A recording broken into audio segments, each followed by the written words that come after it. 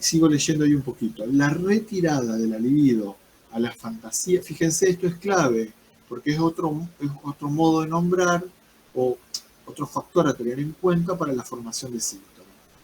La retirada de la libido a la fantasía es un estadio intermedio del camino hacia la formación de síntomas. Es decir, esta libido que se ve frustrada, hasta que llega a los puntos de fijación, encuentra un camino intermedio. ¿Cuál es ese camino o esa retirada? Dice Freud. Un estadio intermedio del camino hacia la formación de síntomas que merece sin duda una denominación particular. Jung acuñó para ella el nombre muy apropiado de introversión. ¿Sí? Si bien le dice a Jung, Freud le dice a Jung, le dio un nombre correcto, después va al palazo, sigo 2 renglones después. La introversión, y ahí define lo que se entiende por introversión de la libido.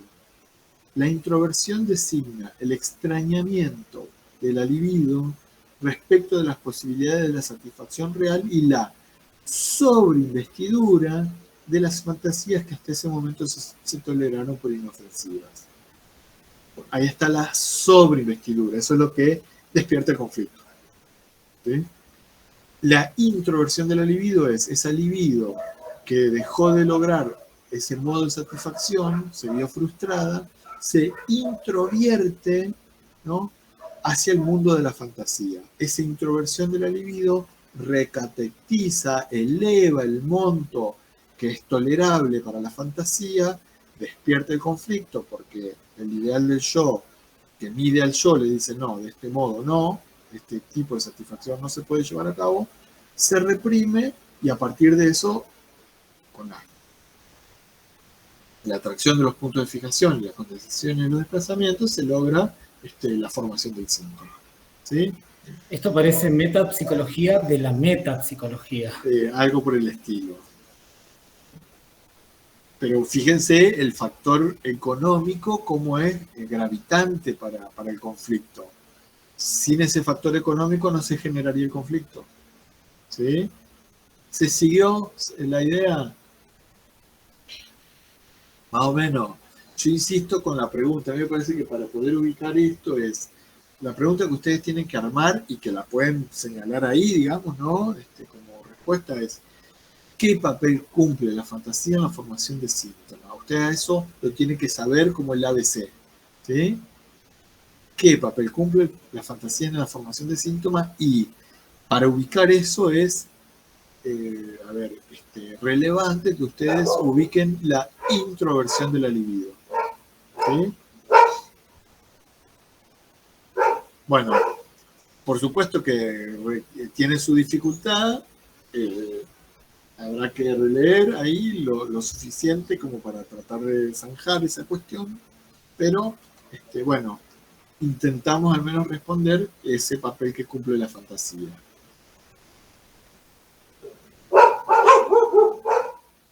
Se me desacató la jauría aquí, espero que no se escuche tanto. ¿Vamos hasta ahí?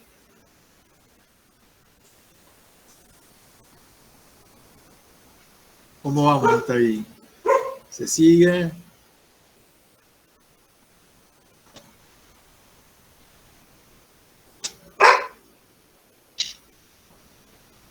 Si no, no sabe, no contesta. ¿Qué cuestión? ¿Para qué te digo que no? Sí, dijo la chimotrufia. Claro, claro.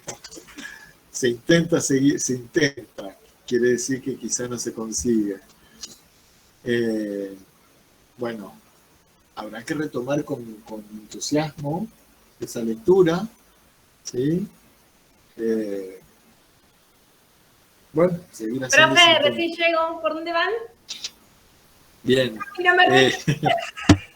No, dale, no hay problema. Vamos por culminando la formación de síntomas, cerrando ya ahí. ¿Sí? La idea es poder pasar al tema que sigue. ¿Sí? ¿Podemos avanzar?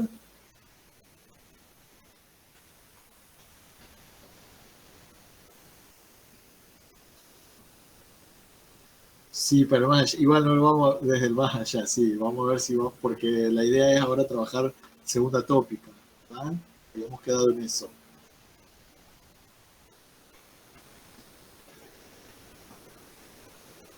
¿Quedan preguntas, algo de lo que estuvimos viendo? Si no, bueno, tratamos de dar algún paso más. ¿Sí? ¿Avanzamos?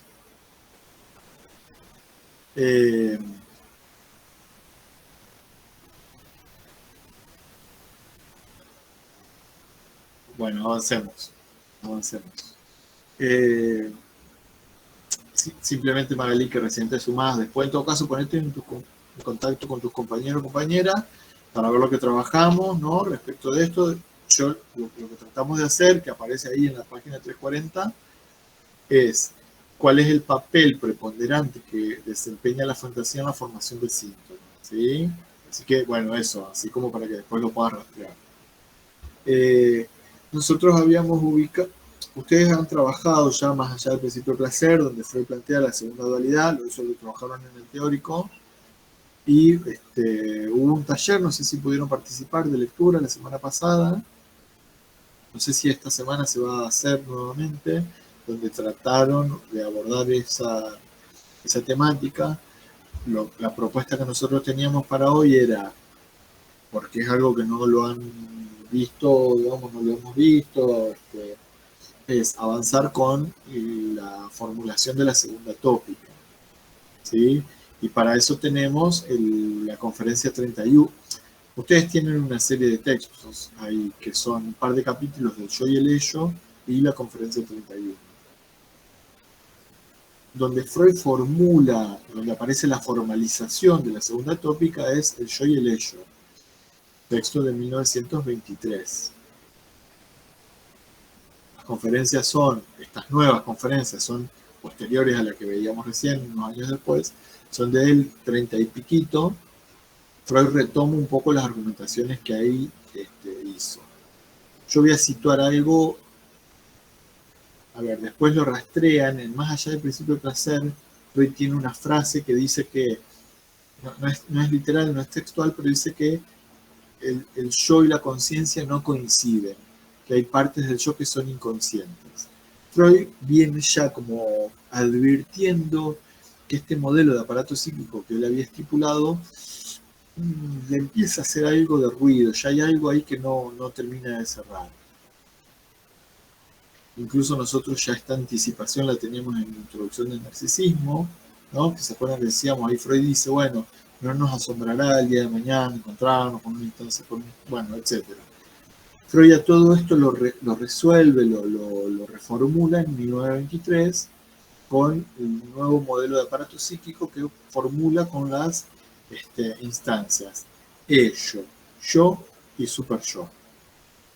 Es lo que va a retomar en la conferencia 31. ¿Sí?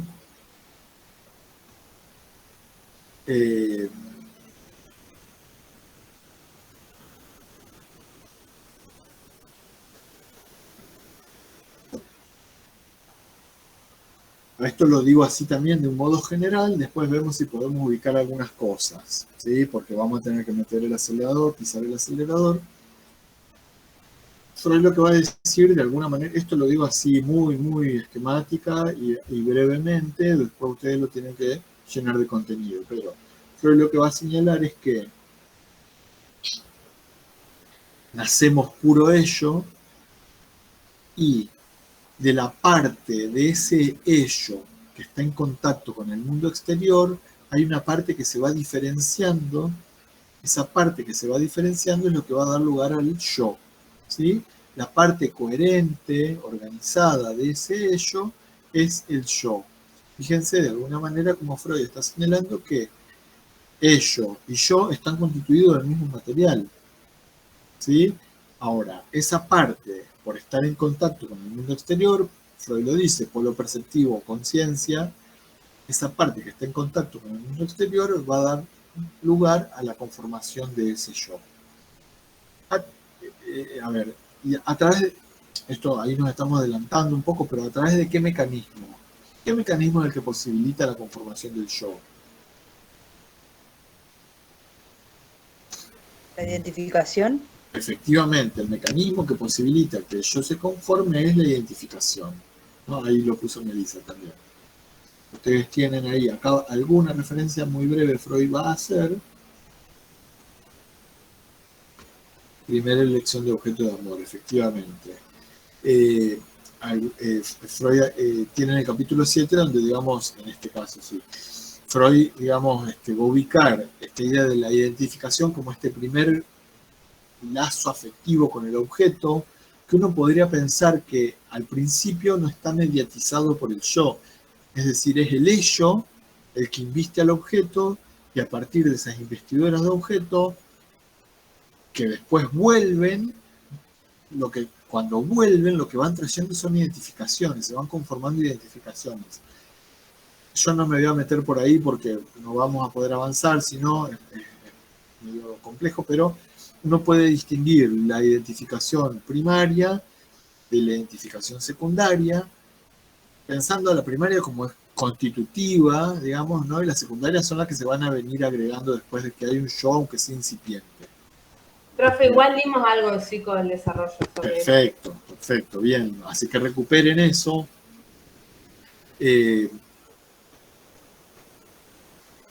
¿Se acuerdan cuando veíamos Introducción del Narcisismo, que hablábamos de la ameba y los pseudópodos que extiende? Y que decíamos, la libido está en el objeto y luego vuelve al yo. Cuando vuelve al yo, lo que trae es una identificación. Ese mecanismo es el que va a ir permitiendo, mecanismo inconsciente, por supuesto. Freud dice lo digo así, tomar un rasgo del objeto y hacerlo propio, ¿no? El yo se va conformando imagen del objeto.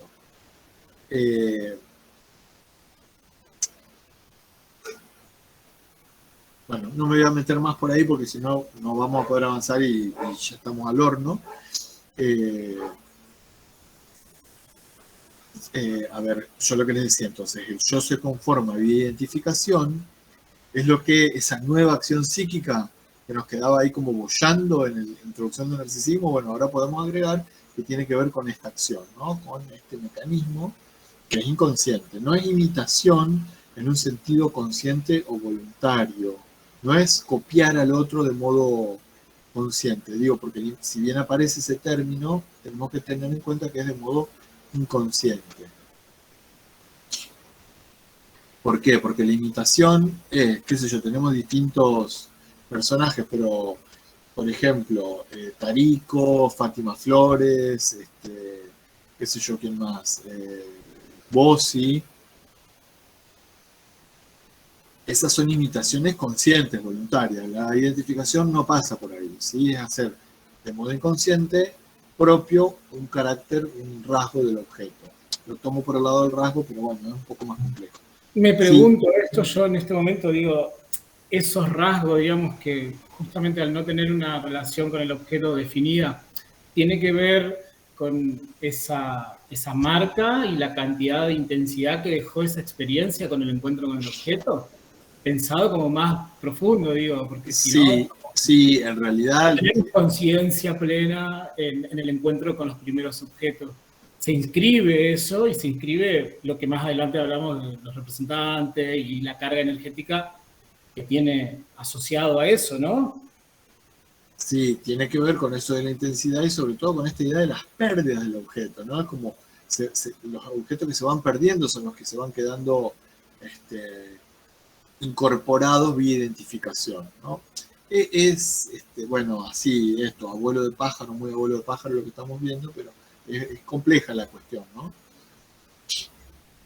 Sí, Melissa, tiene que ver con, a ver, ahí, lo que pasa es que ahí hay una distinción de lo que Freud plantea como identificación de lo que va a plantear después Lacan, donde, digamos, desde la relectura que hace, va a plantear una identificación imaginaria y una identificación simbólica.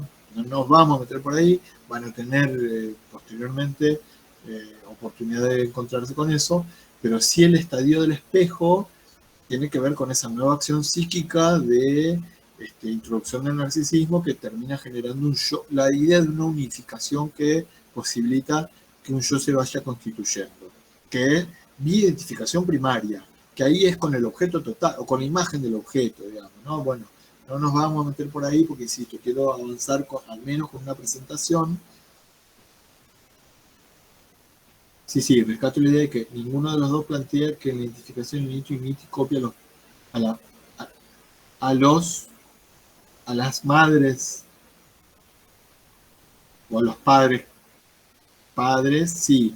Que imita, sí. Si bien aparece acá en Freud, digamos, en el capítulo 7, como en este texto va a aparecer la idea de imitar, sí tenemos que tener en cuenta que es inconscientemente, ¿sí? Por supuesto, eso está, digamos, claro, que es de un modo inconsciente, ¿sí? Incluso aparece una identificación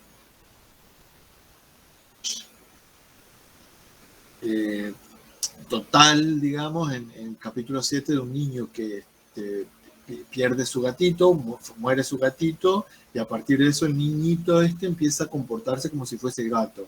Empieza a caminar de cuatro patas, a maullar, qué sé yo. Pero no lo hace imitándolo, jugando a, como uno podría jugar a, ¿no? Sino que lo hace porque se identificó, bueno, etcétera. Digo, dejo de derivar y abrir tema porque ya nos quedó corta la clase, digamos. Así que retomo un poco la idea. El yo se conforma vía identificación. ¿Y el super yo? ¿Cuál es el mecanismo que posibilita su constitución? Sí, pero ¿qué mecanismo? Ahí vos estás ubicando a partir de qué, que está muy bien. La Identificación. O sea, identificación. es también vía identificación que el super yo se conforma. ¿Sí? Y Pero ahí secundaria sería. Sí, en realidad la idea de la identificación primaria es como esta identificación constitutiva, y cualquier tipo de identificación que venga luego será secundaria porque es posterior y está mediatizada por el yo. ¿Sí?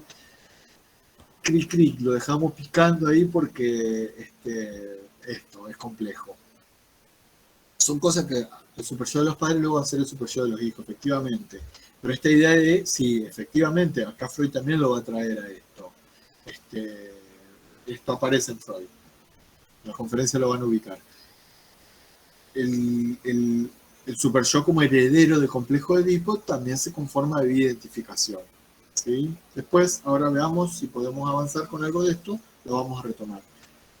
Freud arranca la conferencia señalando las resistencias que hay, por ejemplo, en el análisis, y que dice, las resistencias no parten de lo reprimido o de lo inconsciente. Estrictamente hablando del sistema inconsciente, podríamos decir, no parten de lo reprimido. Ya vimos que lo reprimido todo el tiempo está queriendo salir a la luz, con lo cual eso no ofrece resistencia, lo que le ofrece resistencia es otra cosa. Pero ahí justamente lo que va a señalar es que el yo es el que ofrece resistencia, y a partir de ahí va a pensar en la idea de que hay partes del yo que son inconscientes.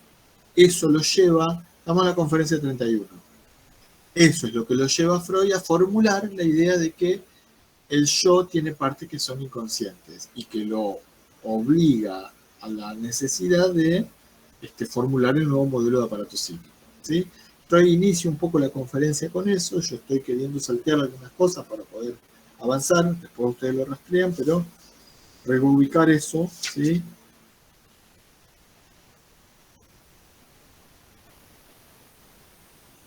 Freud después también va a tomar un camino que no es nuevo para nosotros,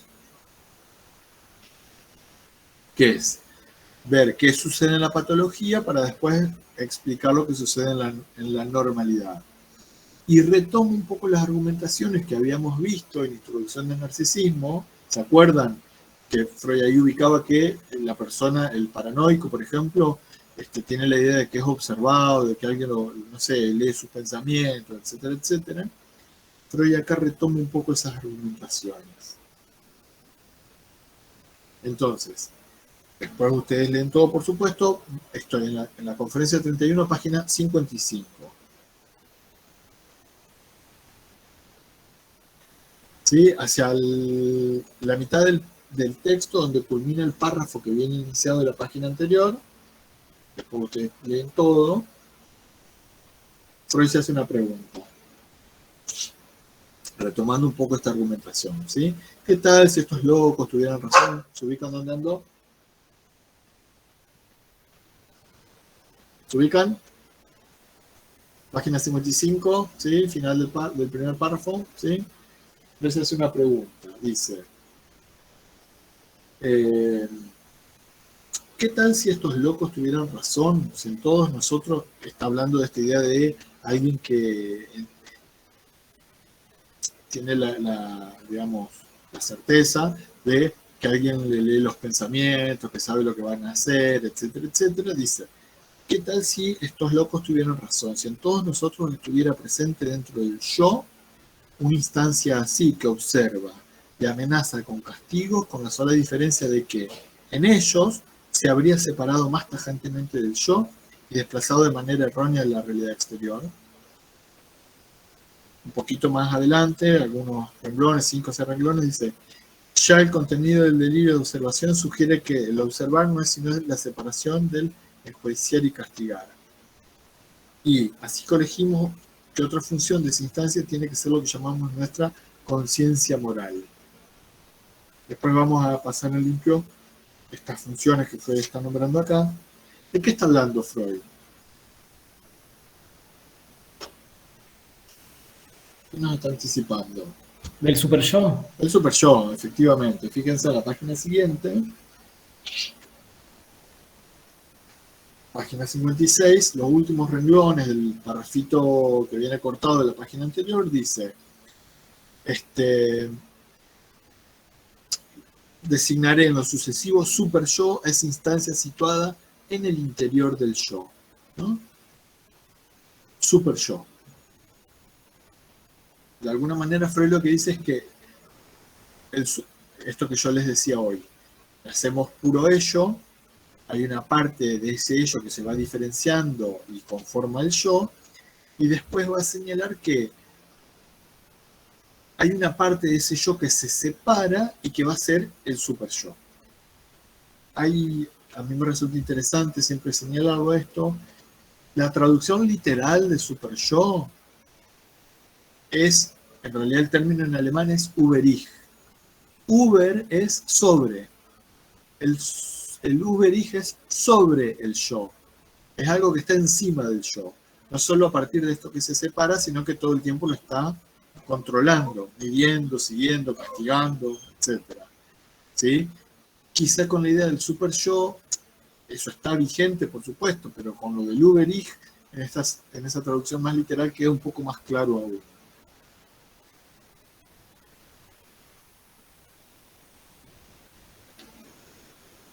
Perdón, estoy queriendo avanzar un poquito más. Bueno, va a ser la comparación de lo que sucede en el melancólico, ¿sí? Con ese super yo que toma el yo como un objeto del cual denigra, etcétera, etcétera. Vamos a pasar a la página 57. El párrafo que está completo en esa página, un poquito después de la mitad. Dice, si la conciencia moral es sin duda algo en nosotros, se ubica en donde ando. ¿Sí? Dice Freud, si la conciencia moral es sin duda algo en nosotros, no lo es desde el comienzo. ¿No? La conciencia moral no está desde el comienzo. Es en esto un opuesto de la vida sexual. Efectivamente está ahí desde el comienzo de la vida. Y no viene a agregarse más tarde, eso ya lo sabemos. ¿Sí? Pero el niño pequeño es notoriamente amoral. No posee inhibiciones internas contra sus impulsos que quieren alcanzar placer. El papel que luego adopta el super yo es desempeñado primero por un poder externo, la autoridad parental. El influjo de los progenitores rige al niño, otorgándole pruebas de amor y amenazándolo con castigos que atestiguan la pérdida de ese amor y no pueden menos que temerse por sí mismos. ¿Sí? Fíjense, esto que no está de entrada. Ajá. ¿Hay conciencia moral también se refería al super yo? Sí, en realidad ya lo vamos a ver, los está tomando medio como sinónimos, ahora vamos a ver, lo porque digo ahora. Los dos, ¿viste? Los dos términos que utilizaba. O sea, habla de super yo y de conciencia. Sí, porque Freud en todo caso va a decir que estas son funciones del super yo, ahora lo vamos a ubicar. ¿Sí? El super yo tiene 3 funciones, ahora las vamos a ubicar. Lo de la castración también está en juego, acá está hablando más, que es otro modo, pero la pérdida de amor de los padres. pero también está en juego lo de la castración. Después lo vamos a poner en juego con lo del complejo de Edipo. ¿Sí? Acá Freud está señalando que este super yo no está de entrada, estas prohibiciones, este tipo de, como de reprimenda, de castigos, de límite, al principio es ejercido por los padres, por una instancia externa. A partir de la identificación con eso, sí, lo de la amenaza está bien. Por eso está vinculado, sí. Cuando el niño se identifica con la instancia parental, incorpora esto que antes venía de afuera, pasa a ser algo intrapsíquico, ¿no? Pasa a ser una instancia que regula este tipo de acciones, ¿no? Fíjense, página 58 al inicio, dice, al inicio de la página, en el lugar de la instancia parental aparece el super yo que ahora observa al yo, lo guía y lo amenaza, exactamente como antes lo hicieron los padres con el niño, ¿no? El super yo toma el relevo, podríamos decir, de la instancia parental. Después dice que además va incorporando otras figuras, ¿no? Además de los padres, que pueden ser los educadores, los maestros, bueno, cualquier persona que viene a ocupar ese lugar, ¿no?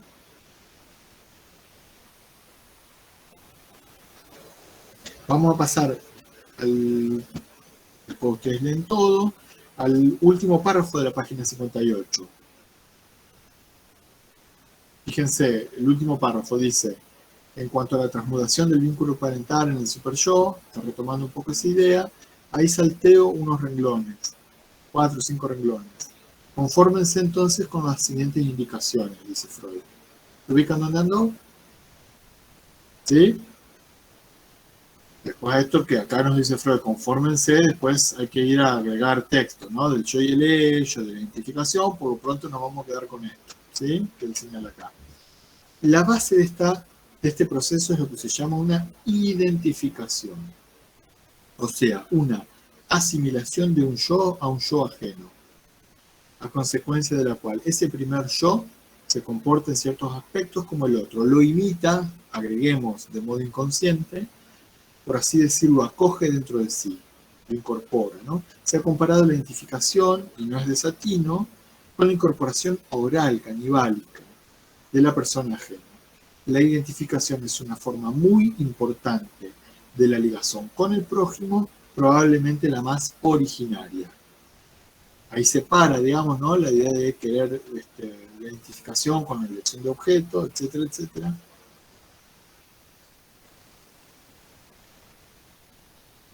Después, a partir de la página siguiente, va a retomar un poco la idea de super yo como el heredero del complejo de Edipo, etcétera, etcétera. Yo lo digo así sencillamente.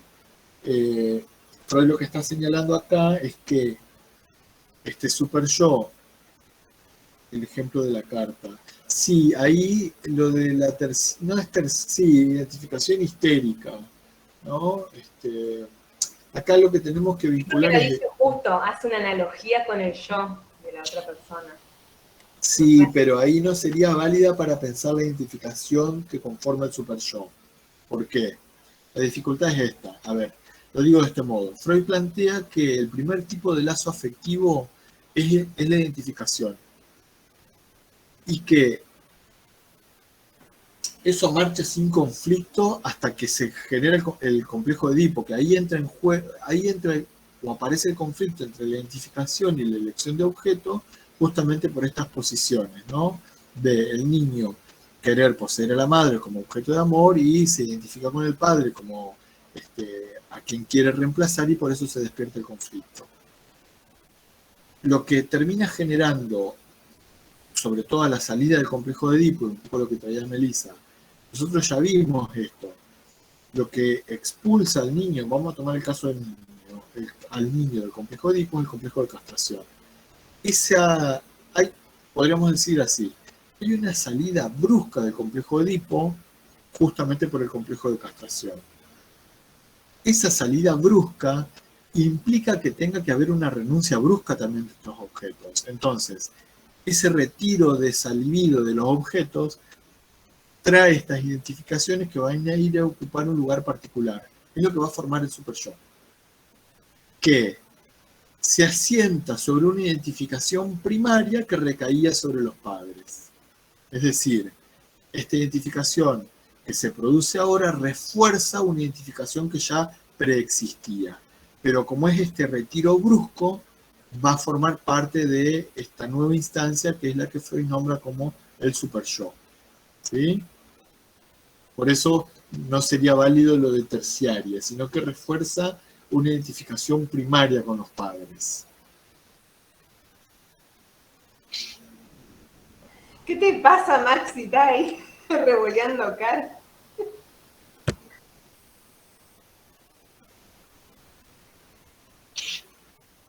Yo no me quiero meter por ahora con esto de identificación primaria, secundaria, etc. Después de eso veremos si tenemos tiempo en otro momento.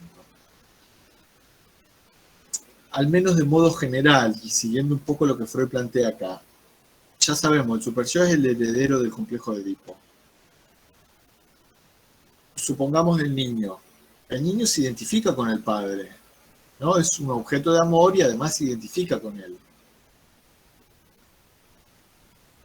Y sobre todo teniendo en cuenta el complejo de Edipo completo, que tenía que ver con la tendencia positiva y negativa, ¿no? Que se da como cruzado. Se identifica al padre tomado como objeto de amor a la madre, pero a la vez quiere reemplazarlo al padre y al revés también. Con la amenaza de castración, que pone en juego, digamos, su completud narcisista, dice Freud, el niño resigna estas investiduras de objeto. Como resigna estas investiduras de objeto, se producen unas identificaciones. Ahora, esa salida es tan brusca, ¿no? Es de un modo tan violento esa salida que esas identificaciones van a ir a parar a un lugar particular. Es esta instancia del yo que se separa, que va a formar el super yo, y que, Freud lo señala acá, refuerza una identificación primaria que ya preexistía con los padres, ¿sí? El padre es objeto de amor, pero también es rival en el complejo de Edipo, efectivamente. Por eso, digamos, en el sentido de lo conflictivo que se produce, ¿no? Así como la madre es el complejo de Edipo en la niña, sí. Además tenemos que pensarlo en el interjuego de este complejo de Edipo completo, ¿no? Sí, lo de la primacía fálica o de la elección narcisista que señala Freud ahí, ¿verdad? Que es lo que, digamos, es la amenaza de castración, lo que en este caso, si pensamos en el niño, lo saca de ese lugar, de esas elecciones de objeto, de esas investiduras de objeto, ¿sí? ¿Se entiende más o menos eso? Freud acá lo va a retomar, después ustedes lo van a poder leer acá y lo van a poder leer en el otro texto. Pero retoma esta idea de el super yo como el heredero del complejo de Edipo. Leo simplemente 2 renglones. Fíjense, estoy en la página 59. Los últimos como 10 renglones más o menos, dice tales identificaciones en su condición de precipitados. Perdón, retomo un poquito antes. En realidad, donde dice, lo comprendemos. Con la liquidación del complejo de Edipo, ¿se ubican donde ando? ¿Sí? Sí, dice, lo comprendemos. Con la liquidación del complejo de Edipo, el niño se vio precisado renunciar también a las intensas, fíjense, intensas investiduras de objeto que había depositado en los progenitores. Y como resarcimiento de esa pérdida de objeto, se refuerza. Cada vez que se pierde el objeto se produce una identificación, ¿no? Dice, como resarcimiento por esta pérdida de objetos se refuerzan muchísimo dentro de su yo las identificaciones con los progenitores. O sea, ya había identificaciones primordiales, primarias, que se refuerzan con estas identificaciones. Que probablemente estuvieron presentes desde mucho tiempo atrás. Tales identificaciones en su condición de precipitados de investidura de objetos resignadas se repetirán luego con mucha frecuencia en la vida del niño. Pero bueno, etcétera, etcétera. Es decir, no es que las identificaciones se den en este momento y después nunca más están en juego, sino que siempre están presentes estas identificaciones. Cada vez que se pierde el objeto, se producen identificaciones. Estoy diciendo de un modo abreviado, corto, no del todo correcto, pero bueno, esa sería un poco la idea. De vuelta, por la intensidad que tienen estas investiduras y por el modo brusco en que hay que retirar estas investiduras de estos objetos, hace que estas identificaciones vayan a parar a un lugar particular, es decir, a esta parte del yo que se separa y que forma el super yo. ¿Sí? ¿Se entiende eso? De modo general al menos. ¿Sí? Pasamos a la página 60. Fíjense en el último parrafito, hacia la mitad más o menos del último parrafito, Freud va a nombrar las funciones del ideal. Las funciones del super yo, perdón. En realidad va a nombrar una de las funciones a las que venía nombrando. Dice, mencionaremos todavía una importante función que adjudicamos a ese super yo. Es también el portador del ideal, del yo con el que el yo se mide, al que aspira a alcanzar y cuya exigencia de una perfección cada vez más vasta se empeña en cumplir, ¿no? Esta idea de la función del ideal, con la que el yo se mide para ver si alcanza o no ese ideal. Después las va a pasar al limpio, ahora cuando las encuentre lo vuelvo a señalar. Acá está. Fíjense, página 62. Después del renglón en blanco. Dice, volvamos al super yo. Y acá aparecen nombradas las funciones, que eran una de las preguntas. Creo que Magali era quien había hecho la pregunta. Dice, le hemos adjudicado al super yo la observación de sí, la conciencia moral y la función de ideal, ¿no? Esas son las funciones que están encargadas por el super yo. Bueno, etcétera, etcétera.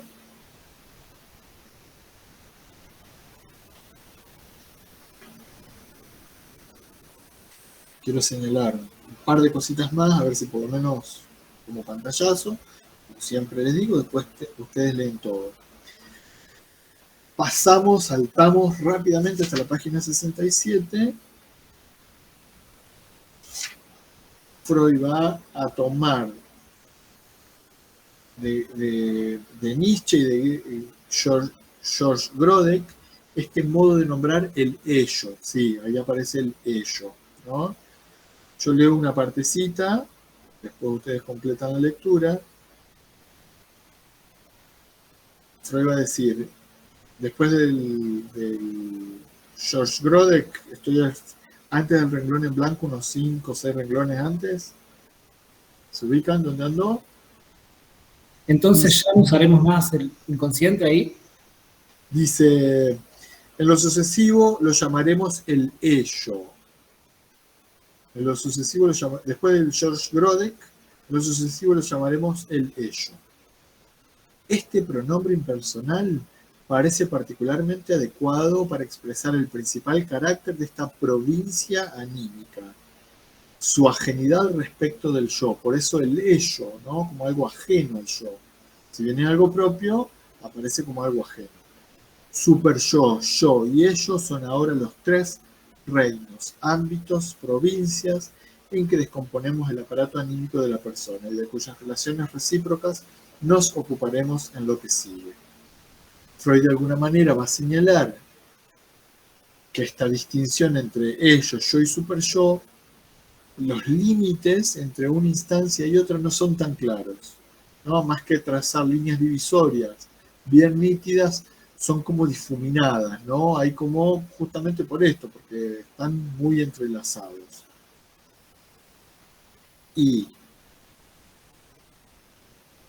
Freud va, a partir de la página 68, va a abordar ciertas descripciones del ello, donde va a ubicarlo como el polo pulsional y va, a ver, lo digo así, ¿se acuerdan las características que nosotros le dábamos al sistema inconsciente?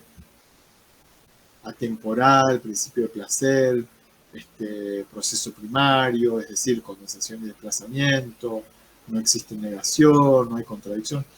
Todas esas características que Freud le otorga al sistema inconsciente se las va a otorgar al ello.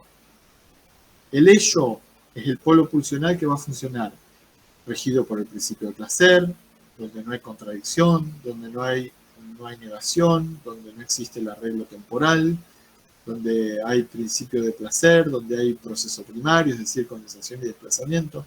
Todas esas son características del ello. ¿Sí? Y el ello es inconsciente. ¿Sí? Como descriptivamente es inconsciente. Ahora, el yo y el super yo tiene partes que pueden ser conscientes, pero también tiene partes que son inconscientes. ¿Sí? Por eso no coincide, no podemos equiparar el modelo de aparato psíquico que teníamos previamente con esto. No es que son trasladable o reemplazable un término por otro. Freud está diciendo algo distinto. Esa sería la diferencia tajante entre uno y otro. A ver, ¿cómo? Esa sería la diferencia principal entre un aparato y el otro. O la más importante. No sé si te sigo con la idea, digamos. Freud esto es lo que ubicaba al inicio. Claro, ahí lo que dice Melissa. Freud lo que va a señalar es que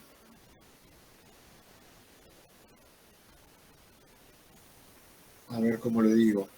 El yo y el super yo tiene partes que pueden ser conscientes o inconscientes, ¿no? Descriptivamente, ¿no? Como una cualidad. Entonces, ya no nos sirve la tripartición que utilizábamos antes para hablar del aparato psíquico. Freud va a hablar de ello, yo y super yo, diciendo que el ello sí es inconsciente, ¿no? Justamente tienes estas características de atemporal, etcétera, etcétera, etcétera, pero el yo y el super yo pueden tener partes que son conscientes y partes que son inconscientes. Yo lo que estoy diciendo con esto es que nosotros no podemos decir ello igual a inconsciente, yo igual a conciencia y qué sé yo, algo así, digamos, ¿no?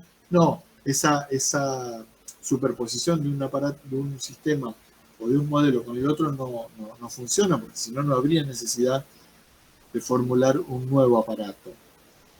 Freud formula un nuevo aparato porque el anterior dejó de funcionarle como explicación del aparato psíquico. Claro, a eso, o sea, sí se entendió bien, a eso me refería, que eso sería como la diferencia en realidad. Claro, por eso. Sin embargo, en otras carreras y facultades se siguen tomando como iguales, o sea, como iguales, decís vos. una equiparación de un aparato con el otro. O sea. Claro, no son equiparables. Sí, por supuesto, esta idea de que lo que Freud ubicaba como sistema inconsciente deja de llamarlo sistema inconsciente y pasa a ser el ello. ¿Sí? Atemporal, no contradicción, no existe no, proceso primario. Todo eso es válido para el ello. ¿Sí? Pero las otras instancias que forman parte del aparato psíquico de la segunda tópica son super yo y yo. ¿Sí? Y con esta particularidad, el yo tiene partes que pueden ser conscientes y partes que pueden ser inconscientes. El super yo puede tener partes que pueden ser conscientes y partes que pueden ser inconscientes. Y el ello sí, es inconsciente. ¿Sí? Ahí yo no estoy hablando del sistema, sino de lo descriptivo. ¿Sí? Recuerden, recuperen la idea de los tres usos del término inconsciente. Pero acá lo estoy describiendo como una cualidad. ¿Sí? Bueno, Freud, insisto, a partir de la página 68 va a hablar, digamos, de el ello, le va a dar estas características que decíamos recién, no hay contradicción, no existe el no, el tiempo, etcétera, etcétera. Y después va a pasar a hablar del yo para decir las funciones que el yo tiene. La función de síntesis, del pensamiento, de reprimir también, bueno, etcétera, etcétera, ¿no? Y lo último, simplemente para que lo vean, en la página 73 aparece un esquemita que también lo tiene en el texto del yo y el ello, donde Freud, fíjense, arma un esquemita donde ubica ello, yo y super yo, ¿sí? Donde ubica una parte que está reprimida, donde ubica un casquete arriba que tiene que ver con la percepción conciencia, que es lo que posibilita el vínculo con la realidad, con el mundo exterior y que por eso a partir de eso el yo se va a ir separando, ¿no? Bueno, en el esquemita que ustedes tienen en el otro texto, el super yo no aparece, pero bueno, casi ¿no? lo agregó en esta formulación. Lo último que digo respecto de esto, que después en el otro texto lo tienen, Freud, incluso es uno de los nombres de los capítulos, dice los vasallajes del yo. Dice Freud, el yo tiene una triple servidumbre. Tiene que rendirle cuenta a tres amos, los tres déspotas. ¿Cuáles son esos tres déspotas o amos? Bastante difícil para el yo arreglárselas con estos tres amos a los que tiene que servir, que muchas veces entran en franca contradicción, ¿no? Por eso justamente aparece más que nada en el yo y el ello, digamos, en el texto del yo y el ello, ¿sí? Por eso esos son los tres amos a los que el yo tiene que conformar: al mundo exterior, al ello y al super yo. Por poner un ejemplo, el ello quiere un modo de satisfacción y el super yo le dice que no, que ese modo de satisfacción no. Y el yo se la tiene que arreglar con eso, ¿no? Por eso, por ejemplo, esto que habíamos del síntoma, qué sé yo.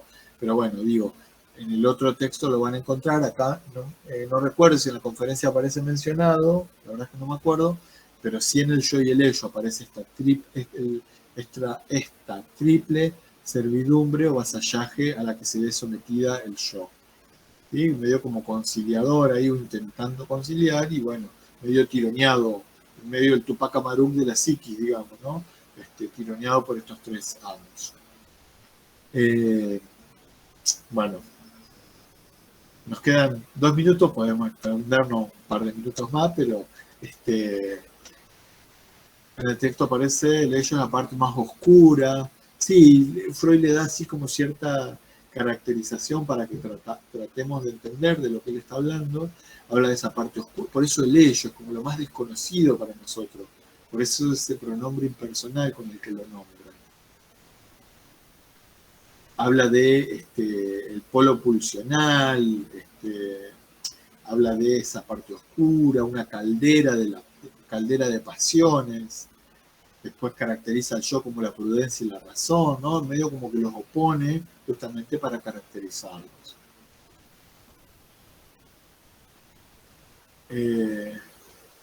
Bueno, hasta ahí llegamos. Son varias cosas más que podremos ubicar, pero por lo menos así a modo de presentación de la segunda tópica algo hemos visto. Sí, bueno, ahí una sugerencia, Natalia, que dice que para hablarla antes que el yo y el ello, pero bueno, puede venir bien, ¿no? Sí, en general las conferencias son un poco más accesibles, digamos, ¿no? Está como más resumido, bueno, la lectura un poco más ágil. Bueno, hasta acá. ¿Se siguió? ¿Pudieron seguir la idea? ¿Sí? Sí, yo la seguí retarde. Yo lo que le iba a preguntar era qué dieron antes nomás. O sea, en total, ¿qué dieron? Lo que ¿Qué conferencia? te planteo hoy de la conferencia 23, el eslabón que nos estaba faltando de lo que habíamos trabajado en la clase anterior de cuál es el papel que cumple la fantasía en la formación del síntoma. ¿Sí? Eso es lo que vimos. Así que, bueno, insisto, por ahí, para que te puedas poner en contacto con tu compañero o compañera, aparece, creo que señalé hoy, página 340, ahí aparece con todas las letras en el texto para que lo puedas rastrear ahí. ¿Sí? Marcaste todo de esto, después, bueno, perfecto, dale, bien. Ahí Melissa se ofrece para pasarlo al grupo. ¿Sí? Bueno, sí, por ahí son cosas que a lo mejor han ido trabajando en otras materias, esto que decís que lo vieron en desarrollo, así que tienen como para allá alguna base como para acceder a estas lecturas. Así que, bueno, par de minutos, si tienen alguna pregunta de lo que han venido trabajando, estudiando para la semana que viene. No, para el parcial, lo repito por si hay gente que se sumó luego. Martes que viene a las 19 horas nos conectamos a través del enlace, como hacemos siempre. Yo les voy a pasar el link para que resuelvan el parcial. Ese martes les digo, pero ya lo charlamos, la idea es que tengan un poquito más de tiempo que la vez anterior. Yo el martes les voy a decir, bueno, iniciamos a tal hora va a terminar. Y bueno, eso. ¿Sí? De nada. Nos encontramos el martes. Por ahí no sé si hay alguna pregunta, algo. El fin de le mandamos. Pues. Sí, ¿Cómo? Magalí, no te escuché, no te